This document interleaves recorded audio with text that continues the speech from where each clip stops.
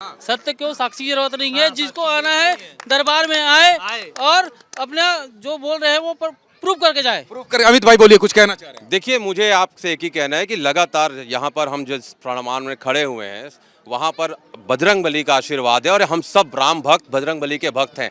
और जो पप्पू भैया ने यहाँ पर बुलाया है, मैं आपको बता दूं, शास्त्री जी के अनंत भक्त है। लाखों लोग।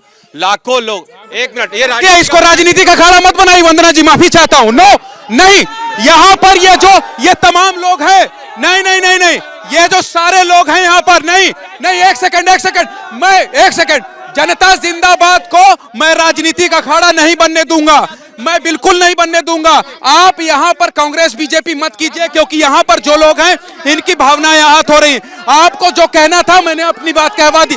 नहीं, मैं आ रहा हूँ। नहीं, ऐसी कोई कांग्रेस बीजेपी नहीं, ये तमाम युवा हैं।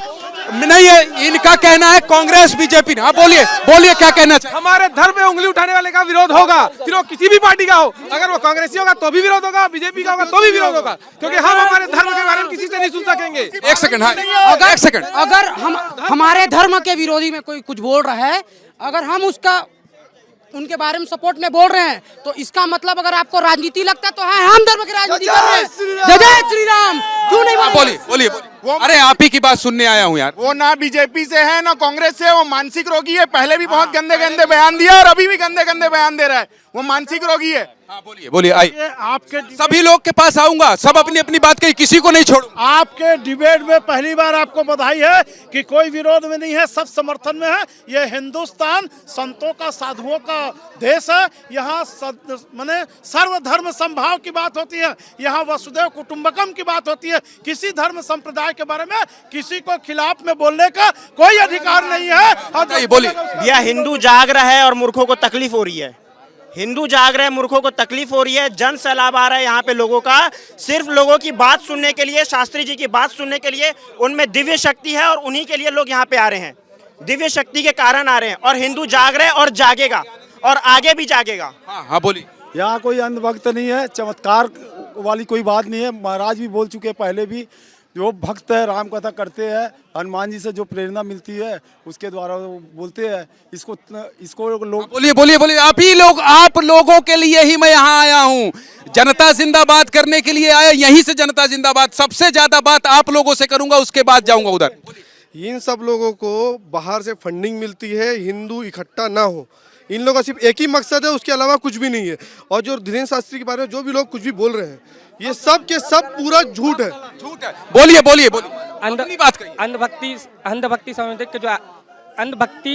के जो आयोजक है श्याम मानव, अंधभक्ति समिति के जो आयोजक है श्याम मानव, राष्ट्रीय बजरंग दल ने अभी उनका पुतला फूका श्याम मानव का। बालेश्वर बालाजी महाराज आएंगे तो मत फूक देना, क्योंकि बाबा जी ने बुलाया। अभी फूके पुतला। यहाँ तो नहीं फूकोगे, बुलाए बिहारी में पुतला। यहाँ नहीं फूकना, बुलाए हैं, चैलेंज दिए। नहीं, श्याम मानव को पुतला फूके जो बालाजी महाराज के लिए गलत ट्रिप पे नहीं थी। राष्ट्रीय यहाँ भी तो चैलेंज किया है ना लोगों ने, किया ये यहाँ पर आमंत्रित किया है लोगों ने। बिल्कुल बुलाया। ऐसे करोगे तो डर जाएंगे। नहीं, डरने वाली बात थोड़ी है इसमें। आप आइए ना, ये सत्य जगह आइए। वहाँ 2 दिन लेट हुआ था, बाबा जी बोले 20 और 21 के दरबार यहाँ लगेगा। और चैलेंज के साथ भारत नहीं, पूरे हिंदुस्तान में बाबा चैलेंज करते हैं कि जिनको अगर बाबा जी के बातों से अगर गलत लगती है और जिनको विश्वास नहीं है, वो इस मंच में आए। यहाँ आपको साबित हो जाएगा कि बालाजी बागेश्वर महाराज धाम क्या है। बोलो बालेश्वर बाबा की। देखिए, 26 साल का एक युवक जो कथावाचक बन गया और पूरे देश में सोशल मीडिया में लाखों करोड़ों उनके समर्थक बन गए।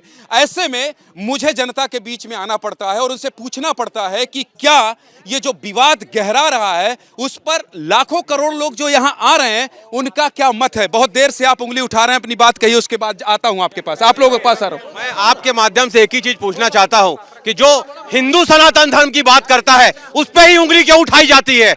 ये आज आप लोगों को बताना पड़ेगा, ये आस्था का विषय है। और महाराज जी ने चैलेंज किया है कि जिसको भी कोई शक है वो यहाँ पर आए, अगर है उनमें दम तो आए नागपुर। बोलिए। देखिए, मैं तो कहता हूँ कि प्रभु श्री राम के ननिहाल में, कौशल्या माता के घर में, राम जी के भक्त, कौशल्या माता का गाना भी बहुत अच्छा भजन गाया है शास्त्री जी। कौशल्या माता के घर में और प्रभु श्री राम के ननिहाल में अगर राम भक्त, हनुमान भक्त आए हैं तो उन्हें कोई किसी तरीके की चिंता की जरूरत नहीं है।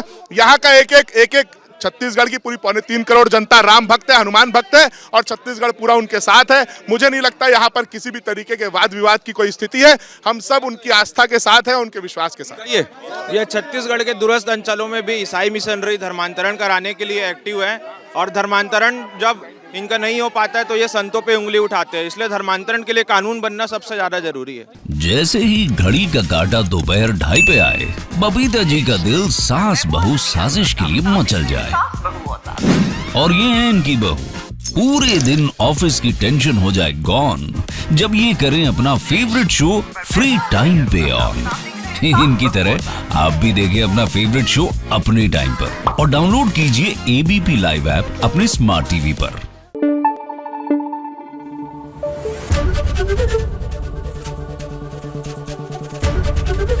एबीपी न्यूज आपको रखे आगे।